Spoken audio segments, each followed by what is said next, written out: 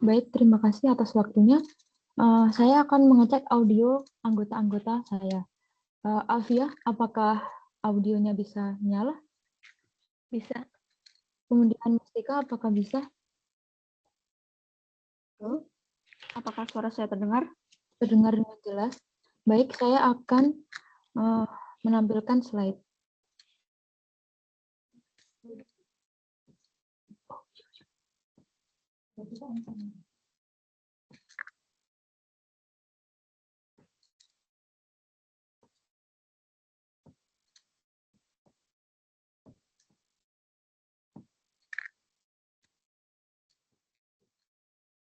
Apakah slide yang saya tampilkan terlihat dengan jelas?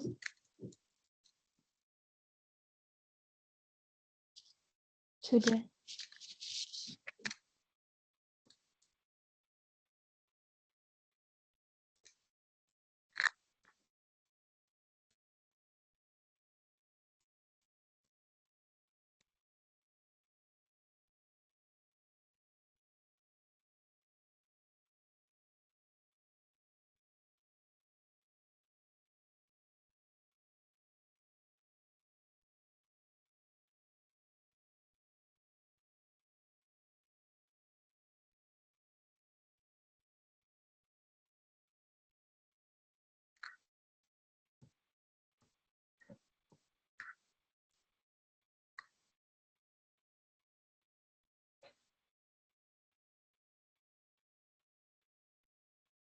Apakah slide saya berjalan dengan baik? Sudah bisa.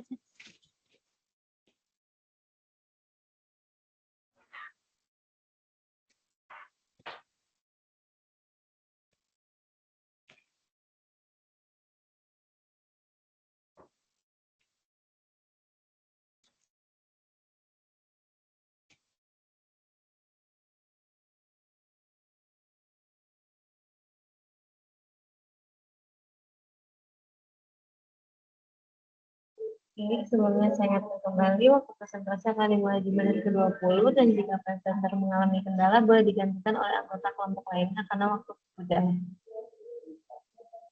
Baik, Bu. Terima kasih.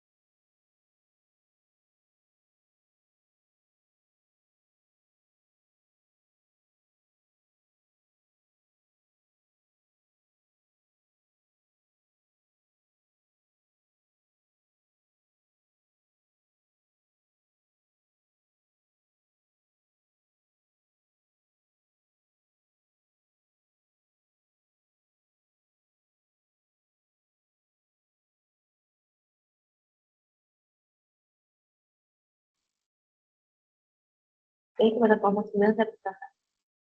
Baik, terima kasih.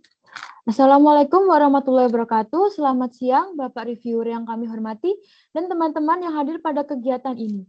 Kami dari PKMR akan melaporkan kemajuan kegiatan yang kami lakukan. Perkenalkan, tim kami, saya Cantika sebagai ketua, dan kedua anggota saya yaitu Mustika dan Afia, serta dosen pendamping kami, yaitu Ibu Nona Mary. Kami persembahkan PKMR kami dengan judul Dari Bagas Menjadi Pengolah Limbah Cair Pabrik Gula dengan pendekatan Zero Waste. Berikut adalah topik pembahasan yang akan kami bahas. Yang pertama adalah pendahuluan, target luaran, metodologi, hasil yang dicapai, potensi hasil, serta tahapan berikutnya. Sesuai judul PKMR kami, yaitu dari Bagas menjadi pengelola limbah cair pabrik gula dengan pendekatan zero waste, hal yang mendorong kami melakukan penataan ini adalah tingginya jumlah limbah cair pabrik gula dan ampas tebu yang belum dimanfaatkan secara optimal. Tingginya jumlah limbah pabrik gula dikarenakan banyaknya jumlah pabrik gula di Indonesia. Pada tahun 2020, menurut media data riset Indonesia mencatat jumlah pabrik gula sebanyak 61. Dengan banyaknya pabrik gula mengakibatkan kebutuhan pasokan tebu meningkat. Menurut Direktorat Jenderal Perkebunan pada tahun 2020, tebu yang digiling sebanyak 2 juta ton. Kami menjadikan itu ide karena tebu sendiri memiliki komposisi adsorben yang tersusun dari material-material karbon. Oleh karena itu, kami berupaya menggunakan limbah tebu, yaitu ampas tebu atau bagas. Pemanfaatan bagas sudah banyak terkenal, akan tetapi hal baru dari penelitian kami adalah bagas dipakai untuk mengolah limbah dari proses produksi gula di pabrik gula itu sendiri, yaitu limbah cair. Sehingga tidak ada limbah pabrik gula yang terbuang. Hal ini kami sebut sebagai pendekatan zero waste yang kami kutip dari Widyarti pada tahun 2012, yaitu prinsip nol sampah yang merupakan konsep pengolahan sampah yang didasarkan pada kegiatan daur ulang dari limbah padat yang dihasilkan oleh pabrik gula kami guna menjadi pengolah limbah cair pabrik gula itu sendiri, sehingga terjadi efisiensi di dalam pengolahan limbah pabrik gula. Limbah cair sendiri terdapat kadar BOD dan COD. BOD, Biological Oxygen Demand, adalah jumlah oksigen yang dihasilkan oleh mikroorganisme untuk mendegradasi bahan buangan yang terkandung dalam air limbah. Sedangkan COD, Chemical Oxygen Demand, adalah jumlah oksigen yang dibutuhkan untuk mengoksidasi bahan organik secara kimiawi. Berdasarkan permasalahan tersebut, kami terdorong untuk melakukan penelitian ini dengan tujuan. Pertama, menentukan pengaruh aktivasi dari bagas tersebut melalui penggunaan senyawa asam. Kedua, menggunakan karbon aktif bagas untuk mengurangi kadar COD dan BOD. Kemudian, untuk tujuan ketiga, yaitu mengurangi kekeruhan pada limbah cair pabrik gula.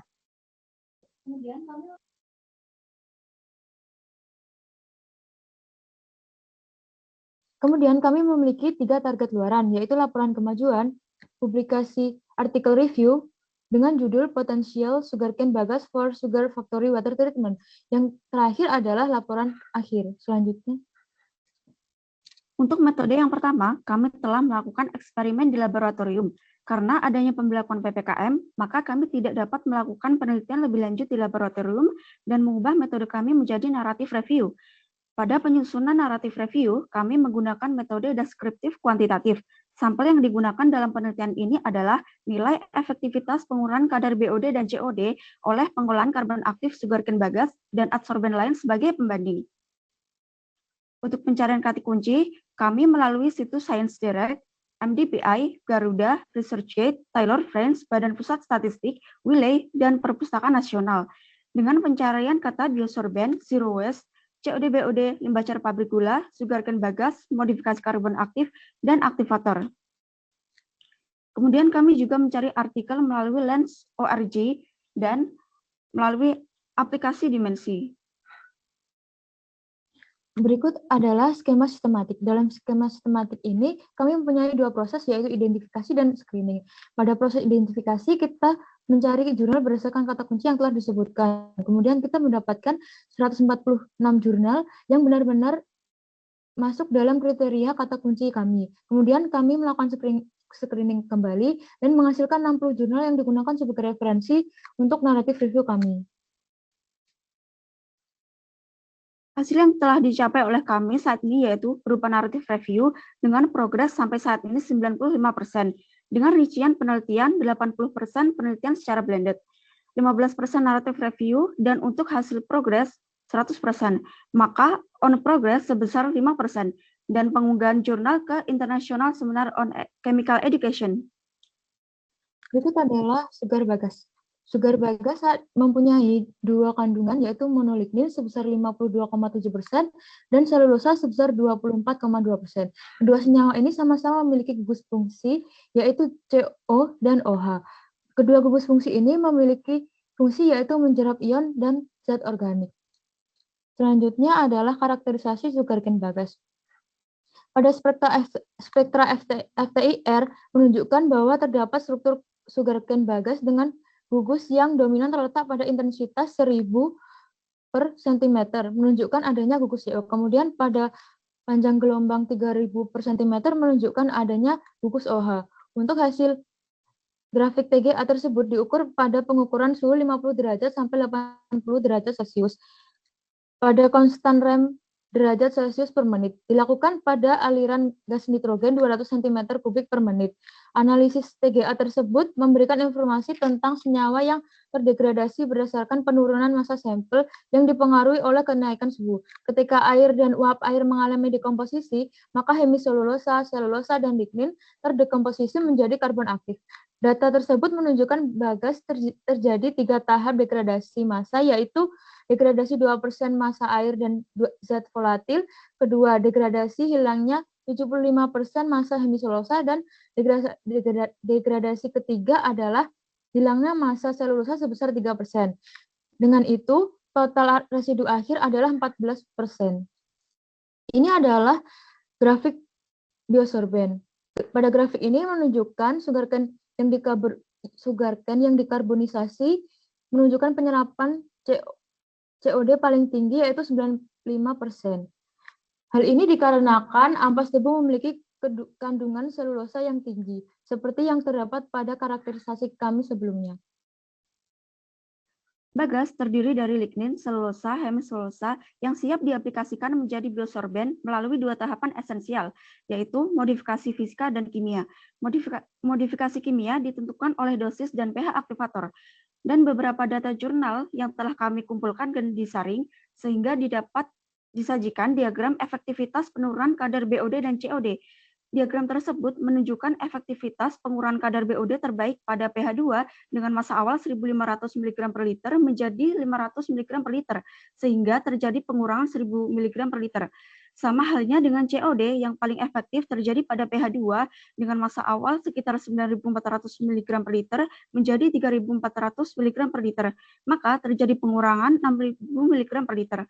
Berikut adalah gambaran interaksi dari proses adsorpsi, adsorbat menuju adsorben bagas.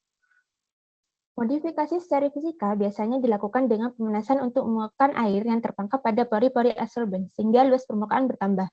Berdasarkan kajian ini, bahwa sekian literatur telah kami kumpulkan pada prinsipnya bagas melalui proses fisika bisa bekerja secara optimal. Kajian tersebut dilakukan dengan metode ampas tebu secara spiral, furnace, dan perluasan permukaan pori-pori.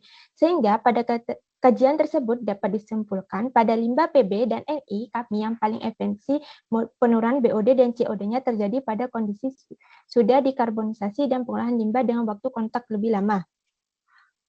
Potensi hasil yang kami sudah hasilkan itu pertama, review artikel yang akan kami buat akan dipublikasikan di International Seminar on Chemical Education. Kedua, kami berharap juga untuk data-data yang kami kumpulkan dapat dijadikan referensi untuk perbandingan pada hasil penelitian di masa mendatang. Kemudian, yang terakhir, metode yang terdapat di review kami berpotensi untuk mengurangi limbah cair dan sugarcane bagas yang ada di pabrik gula dengan pendekatan zero waste. Rencana tahapan berikutnya. Dari penelitian kami akan melakukan publikasi artikel review hasil kami oleh International Seminar on Chemical Education, membuat draft laporan akhir, dan melanjutkan studi literatur yang mana jika akan dilakukan pada tugas akhir. Berikut adalah lampiran. Pada lampiran ini terdapat rincian pemakaian dana. Sisa dana yang ada sekarang adalah 331.607. Kemudian ini adalah alur pembuatan karbon. Pada proses preparasinya ada pencucian, pengeringan, penghalusan, dan pengayakan. Kemudian ini adalah dokumentasi kegiatan penelitian yang dilakukan secara blended. Kami melakukan diskusi secara daring menggunakan aplikasi Microsoft Teams. Selanjutnya adalah penelitian di laboratorium Universitas Pertamina sebelum adanya pemberlakuan PPKM. Ini adalah kegiatan International Seminar on Chemical Education. Dalam LOA ini, status paper kami adalah diterima. Kemudian, kami telah melaksanakan presentasi di International Seminar on Chemical Education pada 15 September 2021. Sekian dari presentasi kami. Terima kasih. Wassalamualaikum warahmatullahi wabarakatuh. Waalaikumsalam warahmatullahi wabarakatuh. Terima kasih banyak kepada kelompok 9 atas pemaparannya. Saya persilahkan kepada Bapak Darjito untuk memberikan tanggapan. Oke. Baik adik-adik sekalian ya. Selamat untuk adik-adik sudah sampai ke kegiatan PKP 2 ya. Adik-adik saya hanya mengklarifikasi yang pertama, ini memang tidak ada data laboratorium sama sekali ya adik-adik ya. Maaf Pak, saya izin menjawab. Ini ada data laboratorium, tapi kami melakukan karakterisasi pada bagas sebelum diaktifasi, Pak. Yang tadi FTIR sama TGA itu, Pak. Oh iya. Kalau di ini dipaksakan ke laporan kemajuan juga belum memberikan informasi yang berarti ya adik-adik ya. Oh, waktu laporan kemajuan itu hasil analisis kami belum keluar, Pak. Oh, Keluarnya setelah begitu. pengembangan ya laporan kemajuan. Oh iya iya ya, sehingga kita baca memang adik-adik tidak ada data primer yang diambil Pak. itu ya. Sayangnya di sana ya, karena memang yang disepahami kan adik-adik harus menghasilkan original artikel ya, bukan narrative review atau systematic review ya. Yang untuk tahun lalu memang iya, yang tahun ini memang itu ya. Sayang ya, sayang di aspek itu. Oke, nggih, tidak ada masalah. Yang berikut adik-adik tadi yang dari hasil systematic review adik-adik menarik sekali ya. Ini juga sesuatu yang sangat menarik ya untuk sudah dilakukan oleh adik-adik. Tadi adik-adik melakukan screening yang kedua ya, yang menghasilkan berapa tadi 60 ya, 60 jurnal. Ya. Screening yang kedua itu kata kuncinya menggunakan apa adik-adik? Kami lebih menspesifikkan kata kuncinya Pak, yaitu pemanfaatan bagas menggunakan limbah cair pabrik gula. Itu jurnalnya masih sangat sedikit sekali Pak. Oh, jadi gitu ya. kami hanya mendapatkan 60 jurnal gitu Pak. 60 jurnal. Sudah lumayan itu Dek, 60 itu. Terkadang kita ada dapat 30, dapat ini ya yang untuk jurnal-jurnal yang baru gitu ya. Biasanya seperti itu. Nah, kemudian untuk adik-adik tadi ya, ada beberapa poin yang dapat dilakukan. Salah satunya adalah mengkonversi bagas itu ya menjadi karbon aktif ya adik-adik ya. Iya Pak. Nah, salah satunya dari karbon aktif yang teridentifikasi dari beberapa penelitian itu mempunyai keunggulan ya karena masih banyak gugus fungsi yang ada ya dari spektra IR. Kemudian adik-adik juga tadi menyampaikan data TGA ya terkait dengan kestabilan termal ya. Itu menarik kalau kita perhatikan tadi dari kestabilan termal adik-adik membagi menjadi 3 kalau tidak salah ya. Ada fase sebelum 100 sekitar 200 ya. Kemudian sampai ke 400 kalau tidak 600 ya. Iya, Pak. Nah, sehingga pada proses karbonisasi itu kira-kira gugus fungsi yang masih ada kalau dilihat dari proses dari data TGA itu gugus fungsi apa saja adik-adik yang kemungkinan masih ada pada sisi karbon aktif adik-adik? Baik Pak, terima kasih. Yang gugus fungsi yang masih ada itu hemiselulosa dan selulosa Pak. Kalau data yang untuk spektra IR hemiselulosa, selulosa, apakah adik-adik menemukan di literatur adik-adik? Sampai saat ini saya masih belum menemukan, Pak.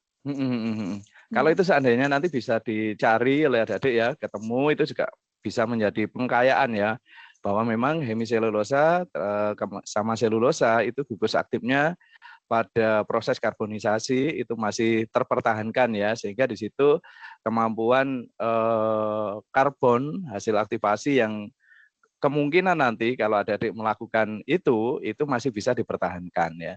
Terus kemudian tadi modifikasi ya salah satunya, modifikasi karbon. Modifikasi apa adik-adik yang dari karbon aktif yang sudah adik-adik dapatkan dari studi literaturnya?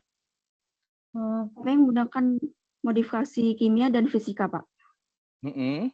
Gimana, Dek? Yang modifikasi fisika seperti apa? Yang modifikasi kimia seperti apa? Untuk modifikasi kimianya, kami menggunakan variasi pH, kemudian menggunakan variasi dosis. Dan pH asam merupakan variasi pH terbaik untuk mengaktifkan karbon, Pak. Mengaktifkan karbon ya. Kira-kira kalau dengan aktivasi asam, itu apa yang diaktifkan, Dek? Gugus apa yang diaktifkan kira-kira? Untuk aktivasi asam, karena bersifat asam yang merupakan kaya proton, maka proton tersebut akan menarik ion dari limbah, Pak. Contohnya seperti COD, BOD yang basisnya oksigen 2-. Oke.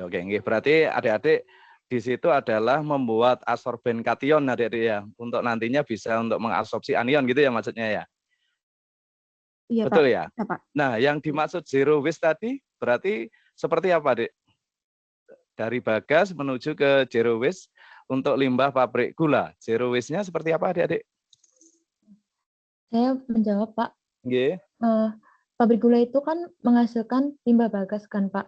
Terus limbah bagas itu bisa digunakan untuk mengolah limbah cair pabrik gula itu sendiri. Kemudian limbah cairnya itu nanti bisa digunakan kembali oleh pabrik gula itu sendiri, Pak. Oh gitu. Ya. Nggih. Jadi bagasnya belum sampai ke diaktifasi ya, Dek ya? Enggak sampai dibuat karbon ya? Ya, belum sampai, Pak. Oh, belum sampai. Ya, ini tadi kan ada yang nge-reviewnya sampai pada karbon aktif ya, dari ke situ ya tadi ya. Iya, Pak. Ya, tapi sebenarnya konsep awalnya itu adalah bagaimana bagas ini bisa digunakan untuk mengolah limbah yang dihasilkan oleh pabrik gula, gitu ya, Dek ya? Iya, Pak. Betul. Seperti itu. Oke. Oke, tadi yang menarik juga dari hasil review adik-adik ya, dari review artikel itu juga karbon aktif yang dihasilkan mempunyai kemampuan untuk digunakan mengolah limbah logam berat ya, Dek ya? Benar, Iya. Pak. Apakah dari limbah pabrik gula itu juga ada potensi untuk menghasilkan limbah logam berat, adik-adik? Untuk limbah cair pabrik gula terdapat potensi logam berat, Pak. Dari sekian literatur yang kami baca itu terdapat contohnya Fe, Cu, kemudian Mg. Me, Cu, Mg, Pak. Tadi untuk Yang banyak. Ni ya, adik-adik ya, yang adik-adik sajikan tadi ya, Ni dan Pb kalau tidak salah ya. Iya, Pak. Kemudian Ni dan Pp. Apakah kemungkinan kalau kemampuan limbah dengan adanya Ni, Pb bisa terabsorb limbah logam berat yang lain, kation-kation yang lain itu memungkinkan juga adik efektif menggunakan karbon aktif yang kira-kira yang adik-adik telusur dari pustaka tadi bisa efektif juga digunakan untuk logam berat Pb dan Ni, adik-adik? Bisa, Pak. Dari literatur yang kami dapatkan, kebanyakan karbon aktif bagas itu mengolah limbah logam, Pak, logam berat. Oke, nggih. Oke, nggih.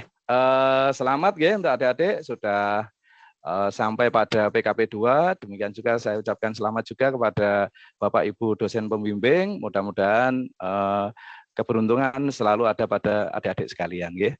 Demikian waktu kami kembalikan lagi kepada host. Terima kasih banyak, Pak.